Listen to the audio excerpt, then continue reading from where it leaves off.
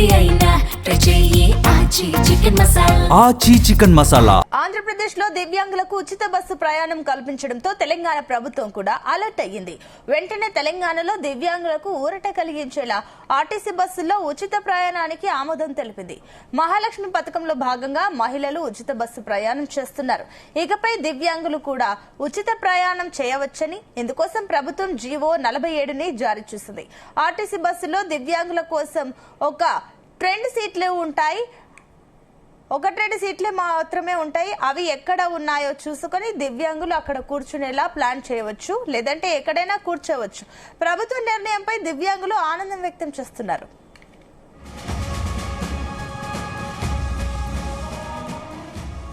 ఇదే అంశానికి సంబంధించి మరిన్ని డీటెయిల్స్ మా కరెస్పాండెంట్ వంశీకృష్ణ అందిస్తారు. వంశీ, సునీత, అటు ఏదైతే దివ్యాంగులకు కూడా తెలంగాణ రాష్ట్ర ప్రభుత్వం అటు ఆర్టీసీ బస్సుల్లో ఉచిత ప్రయాణాన్ని కల్పించిందనేది కూడా మనం చెప్పాలి. ఇప్పటికే ఆంధ్రప్రదేశ్ లో దివ్యాంగులకు ఉచిత బస్సు ప్రయాణం కల్పించడంతో అటు తెలంగాణ ప్రభుత్వం కూడా అలర్ట్ అయిందని కూడా మనం చెప్పాలి. తెలంగాణలో దివ్యాంగులకు ఊరట కలిగించేలా ఆర్టీసీ బస్సుల్లో ఉచిత ప్రయాణానికి ఆమోదం తెలిపింది. దీనికి సంబంధించి జీవో నెంబర్ 47ను జారీ చేసినటువంటి సందర్భం కూడా మనకు కనిపిస్తా ఉంది.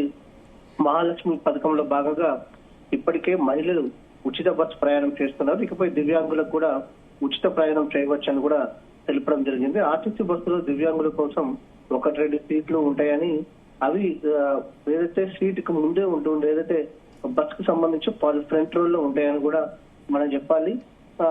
దీంతో పాటుగా ప్రభుత్వం ఎక్కడైనా ఏదైతే వీరికి సీటు అవైలబిలిటీకి సంబంధించి దివ్యాంగులకు సంబంధించి ఎక్కడైనా కూర్చోవచ్చు అంటూ కూడా ప్రభుత్వం కావచ్చు ఆర్టీసీ అధికారులు చెప్పినటువంటి సందర్భం కూడా మనకు కనిపిస్తోంది. ప్రభుత్వం ఈ నిర్ణయంతో కూడా దివ్యాంగులు ఆనందం వ్యక్తం చేస్తున్నారని కూడా చెప్పాలి.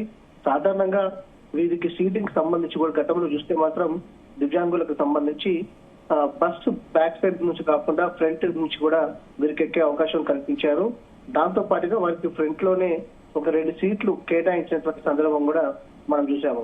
ప్రజెంట్ రాష్ట్ర ప్రభుత్వం పూర్తి ఉచితంగా దివ్యాంగులు కల్పించడంతో కూడా దివ్యాంగులు బస్సులో ఎక్కడైనా కూర్చోవచ్చు అనేది కూడా తెలపడం జరిగింది. వారికి పూర్తి స్థాయిలో ఉచితంగా ఈ దివ్యాంగులకు ఈ అవకాశం కల్పించిందని కూడా మనం చెప్పాలి. ఇప్పటికే మహాలక్ష్మి పథకంతో కూడా పెద్ద ఎత్తున మహిళలు ఈ సేవలను ఉపయోగించుకుంటా ఉన్నారు. దాంతో పాటుగా ఈ మహాలక్ష్మి పథకం కింద రాష్ట్రంలోని అన్ని డిలక్స్ బస్సులకు సంబంధించి కావచ్చు, ఆర్టీసీ బస్సులు ఏవైతే ఉన్నాయో వాటికి సంబంధించి పూర్తి ఉచితంగా సేవలు పొందుతున్నటువంటి గత 2 సంవత్సరాలు కూడా మనం చూస్తా ఉన్నాము.